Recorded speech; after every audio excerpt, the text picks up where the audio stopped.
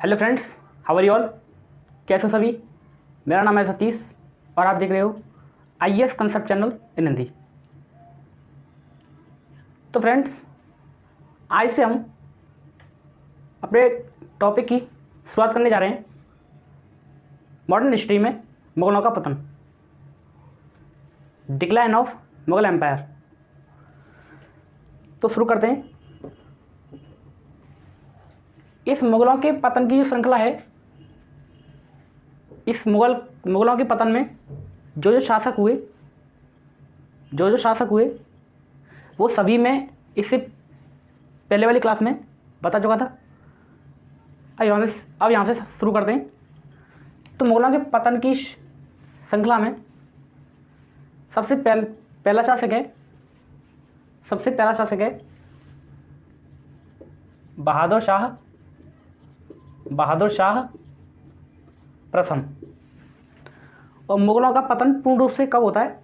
बहादुर शाह द्वितीय के शासनकाल पर 1857।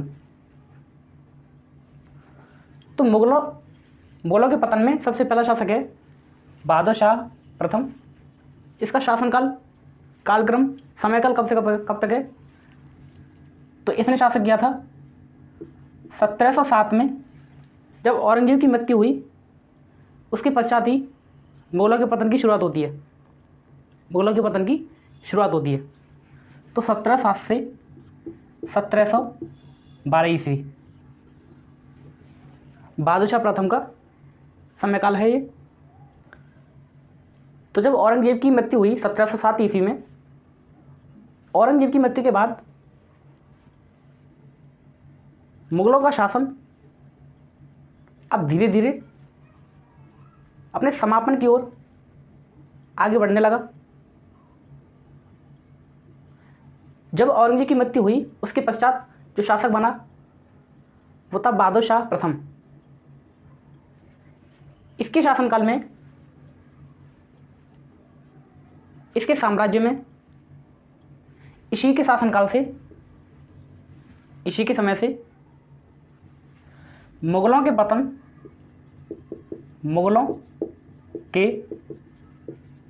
की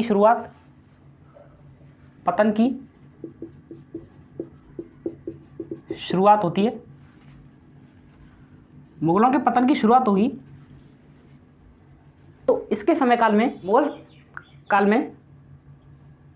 काल के दौरान, इनके शासनकाल में जब मुगलों का पतन होता है तो कौन उभरेंगे, कौन अपनी शक्ति का प्रदर्शन करेंगे?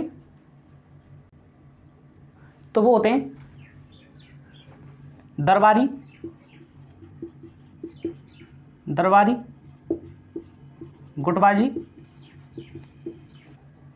गुटबाजी और षड्यंत्रकारी। जब मुगलों के पतन की शुरुआत होती है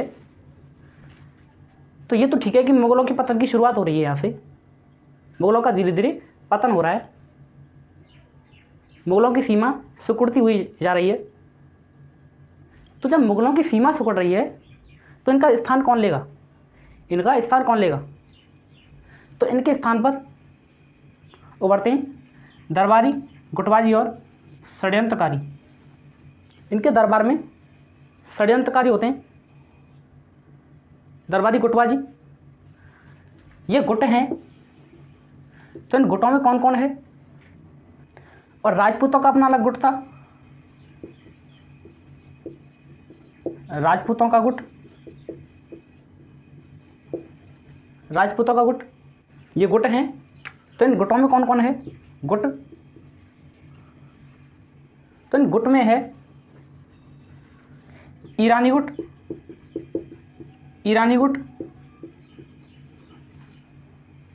तुरानी गुट,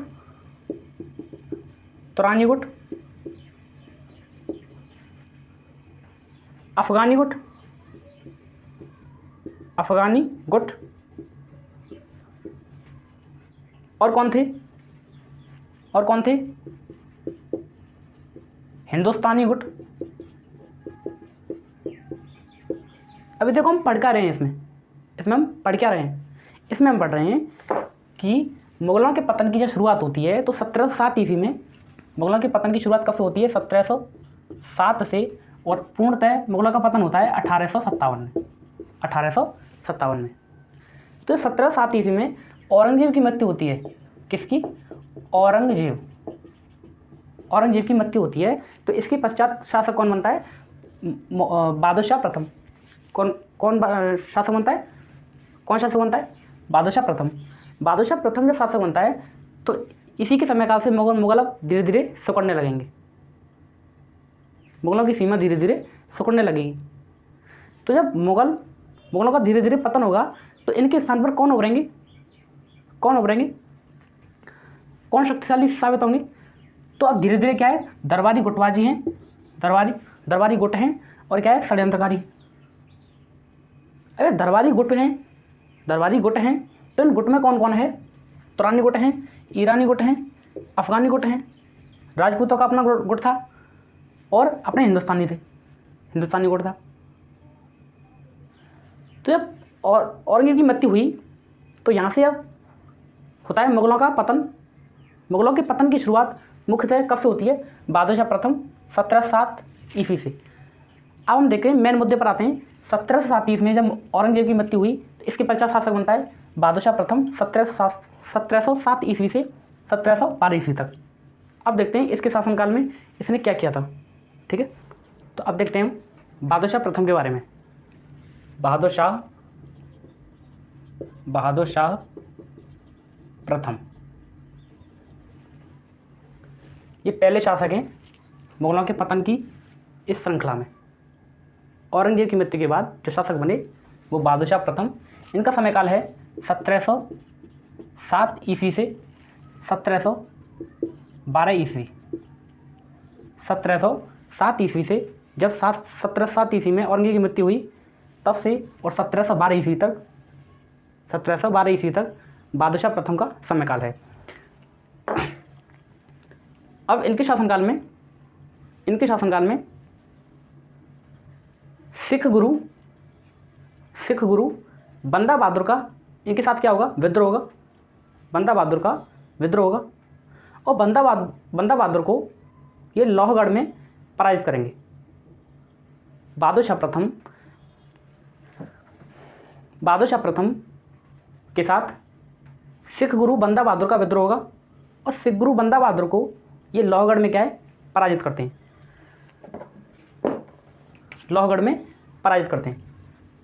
तो इनका पहला पॉइंट है सिख गुरु बंदा बहादुर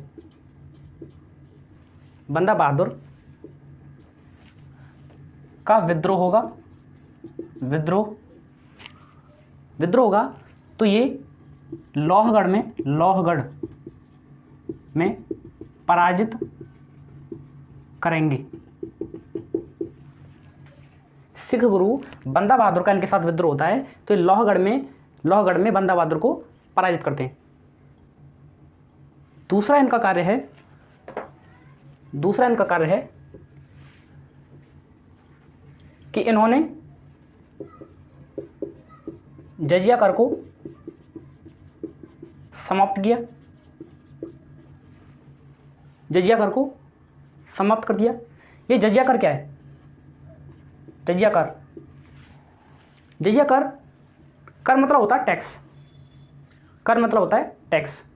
जजिया इसका एक नाम है। जजिया एक टैक्स होता है, मतलब कर। जजिया कर ये होता है, ये गैर मुस्लिमों से लिया जाता है। यानी ये क्या है? धार्मिक ये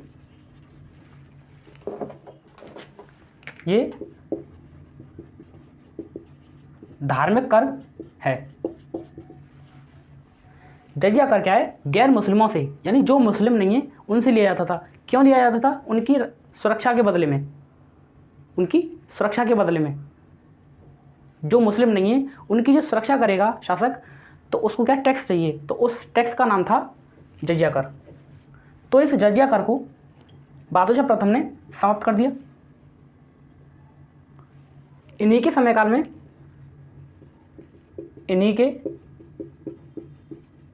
समय काल में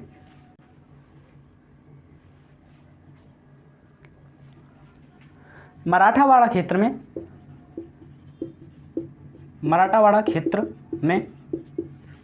गृह युद्ध की स्थिति बनना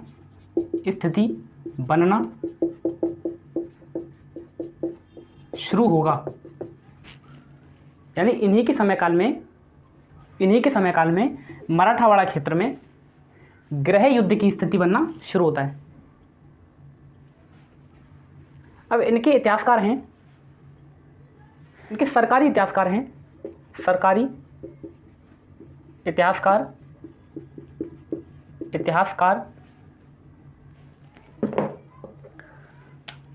क्या नाम है? खफी खान। इनके सरकारी इतिहासकार हैं खफी खान। खफी खान ने इनको एक उपाधि दी और उपाधि कौन सी थी? शाह ए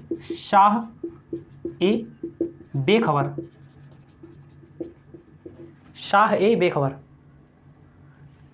तो ये पूछा जाए कि शाह ए बेखबर की उपाधि किसको प्राप्त हुई, किसको मिली थी? तो बहादुर शाह प्रथम। किसके द्वारा दी गई? सरकारी इतिहासकार खफी खान के द्वारा। ये फैक्ट्स हैं कुछ। अभी देखो, जो हम स्लाइड पर पढ़ रहे हैं, अभी जो हम स्लाइड पॉइंट वाइज जो अध्ययन कर रहे हैं, स्टडी कर रहे हैं, ये तो चल ही रहा है। लेकिन इसी के जब ये मुगलों के पतन का पूरा टॉपिक, पूरा जो चैप्टर है कंप्लीट हो जाएगा, उसके बाद में थ्योरी के रूप में मैं सारा कंसेप्ट आपको समझाऊंगा, स्टार्टिंग से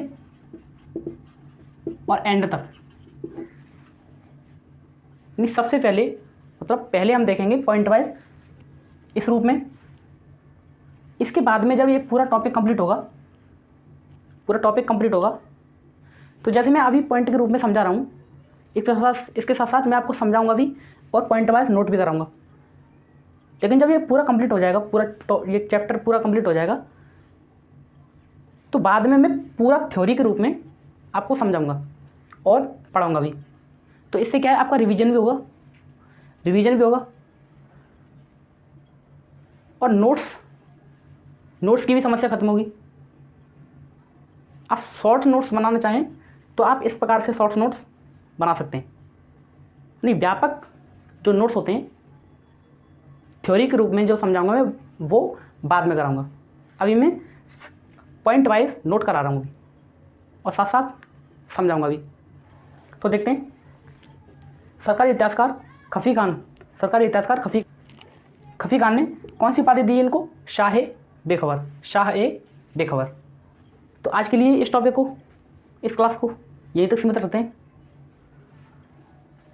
तो आशा करता हूँ कि आपको समझ में आया होगा। तो आज से हमने अपना टॉपिक स्टार्ट कर दिया है और इस टॉपिक में आज पहले शासक के बारे में भी अध्ययन कर लिया है। ऐसे ही मिलता हूँ नेक्स्ट वीडियो में। तब तक के लिए जय हिंद, जय भारत।